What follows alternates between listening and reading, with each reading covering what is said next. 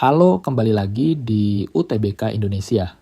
Kali ini kita akan membahas tentang soal-soal TKA untuk SMA dan SMK tahun 2025, mata pelajaran Bahasa Indonesia. Sebelum memulai membahas soal, saya akan paparkan kisi-kisi dari soal tes kemampuan akademik mapel Bahasa Indonesia ini. 1. Struktur teks dan jenis teks menguji pemahaman struktur teks eksposisi, narasi, deskripsi, argumentasi, laporan prosedur, hingga teks sastra, puisi, cerpen, drama. 2. Kaidah bahasa dan tata kalimat menguji penggunaan ejaan, tanda baca, diksi, kalimat efektif, serta struktur paragraf yang logis dan kohesif. 3. Kosakata dan makna kata mengukur penguasaan sinonim, antonim, homonim, makna denotatif konotatif, serta pemahaman kata dalam konteks kalimat. 4. Analisis, wacana, dan pragmatik. Kemampuan menginterpretasi maksud penulis, sikap penulis, amanat dalam teks, serta hubungan antar kalimat dan paragraf dalam wacana. 5. Ringkasan dan parafrasa mengukur kemampuan menyusun ringkasan teks dengan mempertahankan ide utama, serta membuat parafrasa dari teks asli tanpa mengubah makna. Kita masuk ke pembahasan soal TKA Bahasa Indonesia. Soal 1. Perhatikan kalimat berikut.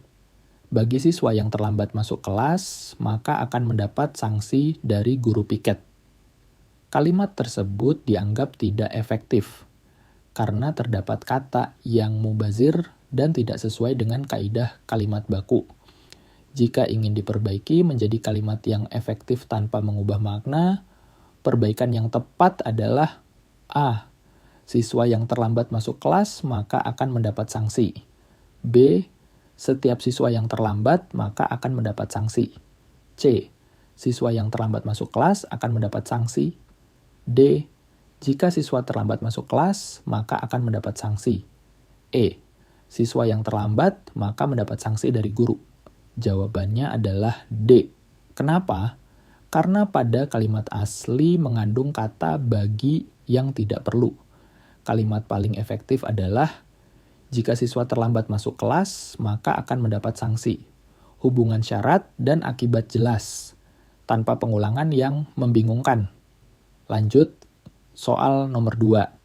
Dalam menulis paragraf argumentasi, salah satu ciri utama adalah adanya alasan logis yang mendukung pendapat penulis. Namun, kesalahan umum yang sering terjadi adalah penulis hanya menumpuk fakta tanpa menghubungkannya dengan pendapat. Hal ini mengakibatkan A. Paragraf menjadi narasi, bukan argumentasi. B. Ide pokok sulit ditemukan oleh pembaca. C. Kalimat menjadi tidak efektif dan tidak baku. D. Paragraf tidak menunjukkan hubungan antara pendapat dan fakta. E. Ide minor lebih menonjol daripada ide utama. Jawabannya adalah D. Karena paragraf argumentasi harus memperlihatkan hubungan logis antara pendapat dan fakta. Jika penulis hanya menumpuk fakta tanpa mengaitkannya dengan argumen, maka paragraf kehilangan sifat argumentatifnya dan tidak mampu meyakinkan pembaca. Itulah beberapa soal yang akan muncul pada tes TKA Bahasa Indonesia SMA SMK. Jika kamu ingin berlatih ratusan soal menggunakan simulasi sistem CBT standar nasional, kamu bisa kunjungi www.utbk.or.id.